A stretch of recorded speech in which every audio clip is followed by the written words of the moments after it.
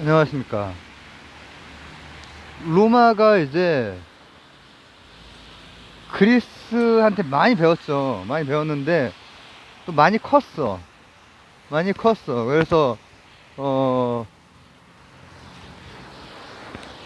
이제 로마의 이 공화정, 그리고 그 외에 또 이제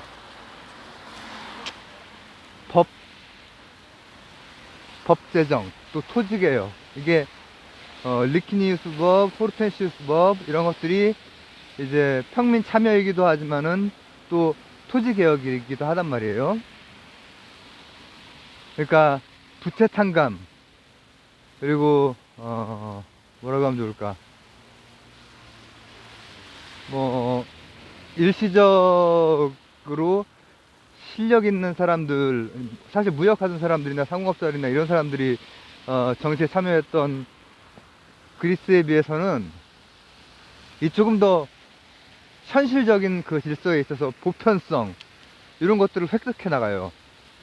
왜냐하면은 그 주위 지방을 그 영토 확장을 해야 돼요. 거기는. 왜냐하면 그리스는 무역하는 곳이기 때문에 무역해서 먹고 살고, 기하급수와 산술급수의 차이로 인구가 증가해도 식민지를 건설해서 식민지로 가는 거예요. 그리고 식민지랑 그리스랑은 그냥 무역하는 관계지 정치적 지배관계나 이런 게 전혀 없어요. 그리스 이 지중해 둘레의 그리스 식민지들이 다 그리스보다 먼저 뛰어났던 데들도 많고 그렇단 말이죠. 근데 이제 로마는 이제 그 해안으로 이제 나오기 전에 이 내륙 지방에서 하나하나씩 그 깨가면서 뭐를 하느냐,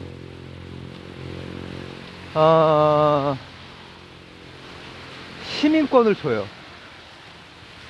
그 로마 제국은 한 가지 특징이 뭐냐면은 시민권을 준다라고 하는 거야. 거기에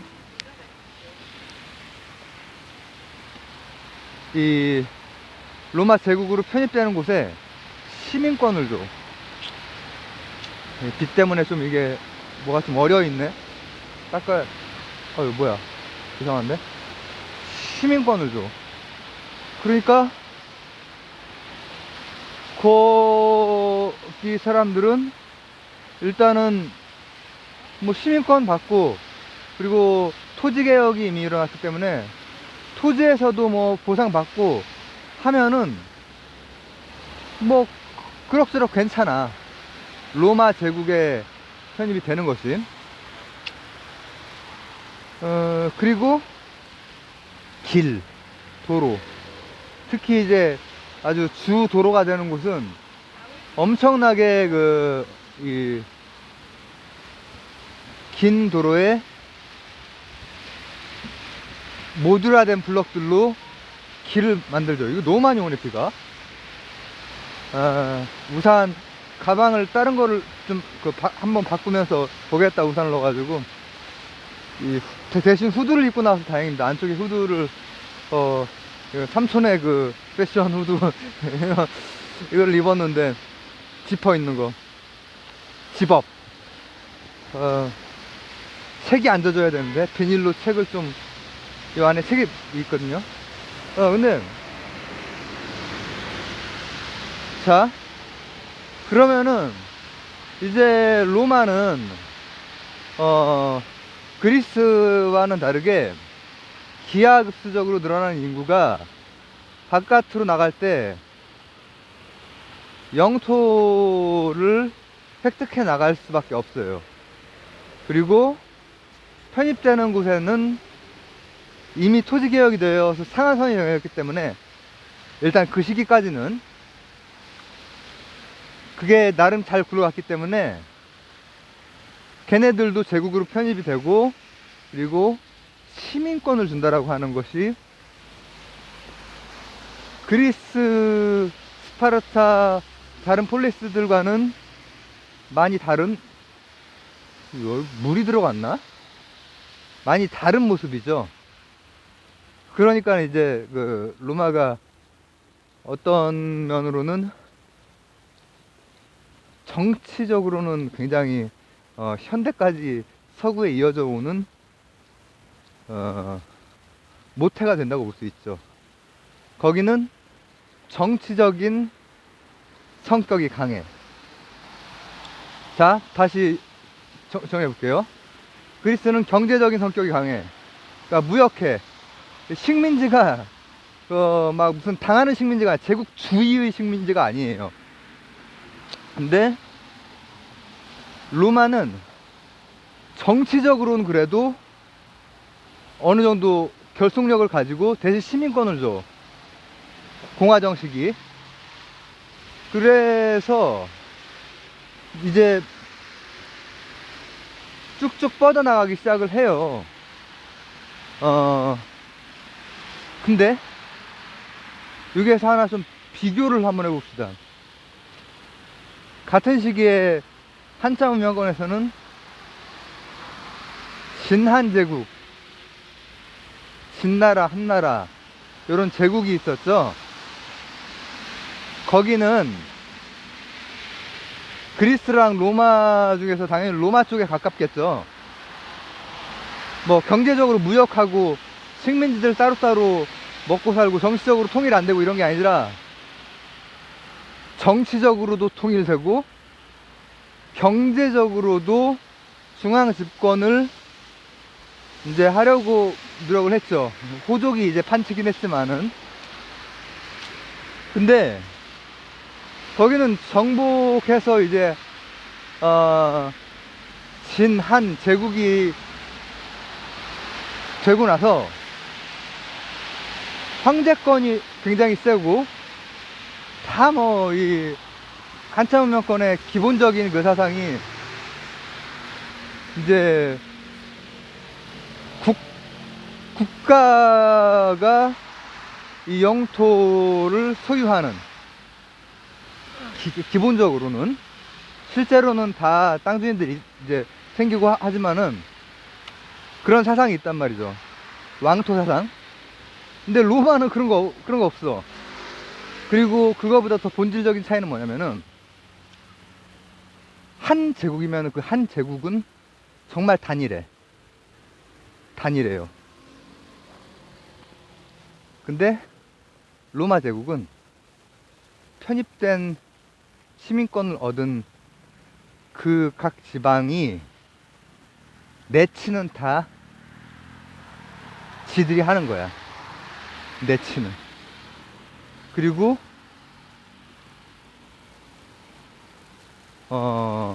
국방 외교 이쪽을 로마 이 본 토에서 하는 거죠. 그러면서도 나름대로는 보편성을 가지고 시민권도 주고 뭐 이렇게 한단 말이지. 마치 뭐하고 비슷하냐면은 중국 안에서는 그런 일이 있을 수가 없지. 중국은 그냥 통으로 다 제국이야. 황제권이 훨씬 강했지, 로마 황제보다. 근데 황제는 아직 아니지만은 이제 뭐 나중이 돼도 서구의 어떤 황제도 한참 운명권의 그 황제나 왕의 권력을 가진 사람이 없어요. 그러니까 공주 왕자가 엄청 많잖아. 예전에 3년 전에 했던 얘기죠. 왜 그쪽 동네는 어느 공주가 어느 왕자가 이런 게 많이 나오는데 우리는 나올 수가 없어. 나왔다 하면 아버지 누구야? 세조? 뭐 정조대왕? 이렇게 바로 나온단 말이야. 왜? 왕자 공주는 다 역사에 기록되어 있는 단일한 이 한 라인에서 다 나오기 때문에. 그쪽처럼 가문들이 많아서 왕자 공주가 나오는 게 아니잖아요. 걔네는 근데 이미 로마 시기의 제국 시기라고 해도 내치는 놔둔 거야. 한참 명권에서는 뭐랑 비슷하냐면은 중국이 있고 중국 주위에 조공국들, 우리나라도 포함되죠. 내치는 우리가 했지. 그러나 국방 외교는 간섭을 많이 받았죠. 계속 그래왔어요. 이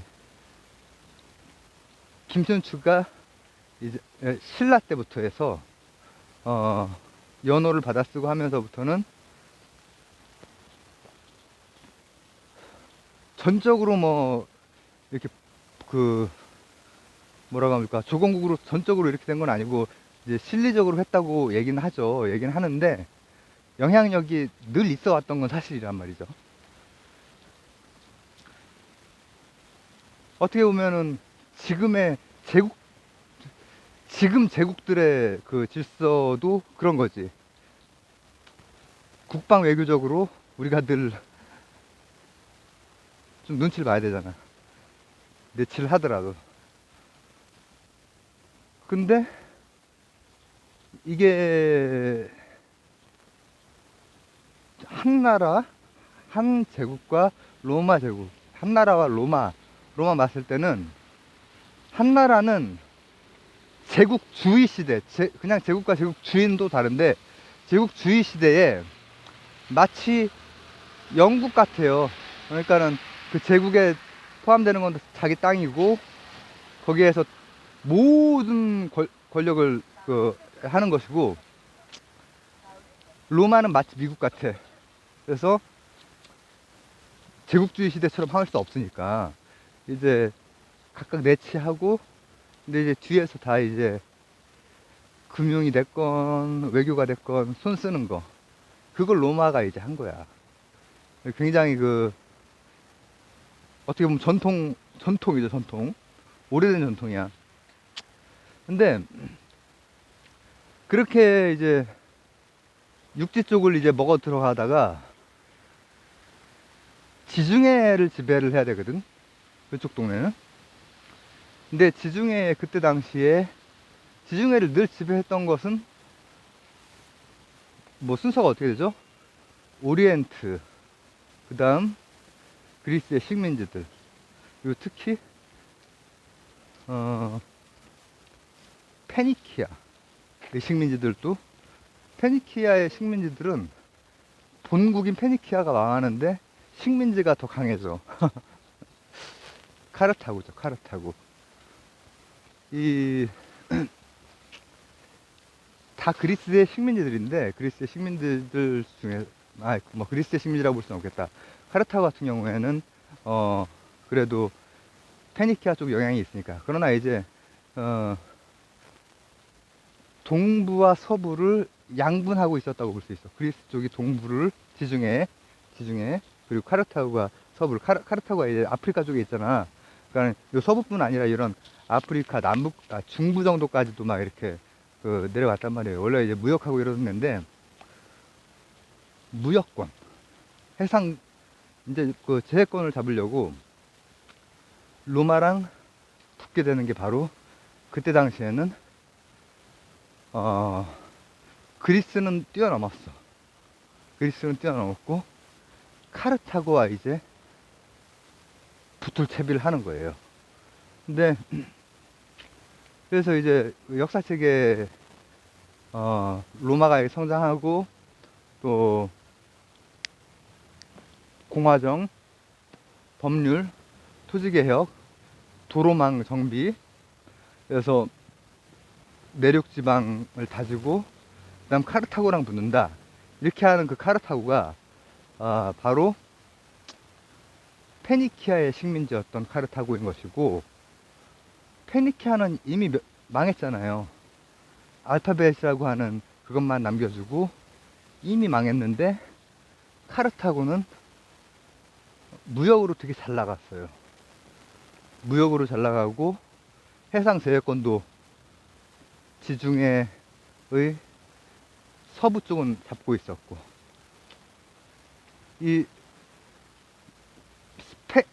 아프리카 쪽이랑 유럽 쪽이랑 그때는 완전히 문명의 그 빛이 다르기 때문에, 카르타고가 명명을 누가 하느냐, 명명을 오랑캐, 뭐 게르만, 이런 명명을 누가 하느냐, 이게 이제 그걸 보여주는 거잖아.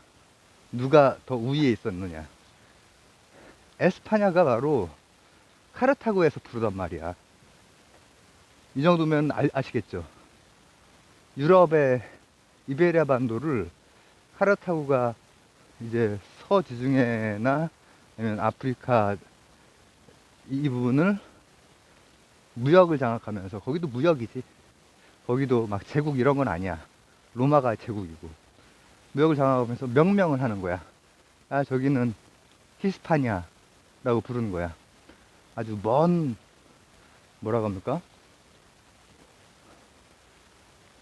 그들 입장에서는 이제 서쪽으로 이제 멀리 갔을 때 보이는 곳 해가지고 아주 먼 곳 이런 뜻이래. 히스파니아가 에스파냐. 그러니까 역사책에 한 줄로 나와 있는 로마는 알겠는데 카르타고가 그렇게 로마랑 붙을 만큼 센 데야? 이렇게 생각할 수 있는데, 그때 당시에 최소한 지중해 쪽에서 로마는 쪽도 못 쓰고 있을 때에 카르타고라든지 이 원래 무역을 하던 이런 데는 지중해 제해권을 가지고 있었단 말이야. 근데 이제 로마가 후방을 좀 다지고 나서는, 후방을 완전히 다진 건 아니지. 갈리아의 침입도 받았고, 그리고 갈리아 쪽은 안 되지만은 라틴족들 연맹은 맺은 거야. 남유럽 쪽 연맹체 비슷하게 된 거야. 조그마해. 아직 조그매. 카르타고도 영향권으로 보면은 좀 넓이가 있지만은 조그만 곳이고. 근데 그때 붙은 카르타고는, 우리는 이제 타자화된 서구 역사 시각에서, 그 관점에서 보니까는 로마라고 하는 거대한 곳이 카르타고를 쓸어버렸다 이렇게 되지만, 카르타고라고 하는 진짜 오래되고, 로마는 늑대 젖 먹고 한 게 얼마 안 되잖아. 근데 카르타고는 페니키아 그 상인들 때부터 벌써 활동을 하던 엄청나게 깨어있던 사람들이란 말이야. 그리고 발달한 문명이고. 그 전쟁이 이제 로마와 카르타고의 전쟁이 되는 거예요. 그래서 이제 안쪽을 다지고 제국으로서의 그 성격도 나름대로 이제 그 하고 했는데, 말씀드렸듯이 한나라와 로마는 많이 다르다. 로마가 훨씬 더 지금 서구의 모습이랑 닮은 그 모습이 있지. 가문별로, 주별로 자치권 주고 시민권 주고. 중국에서는 뭐 그렇게 안 되죠.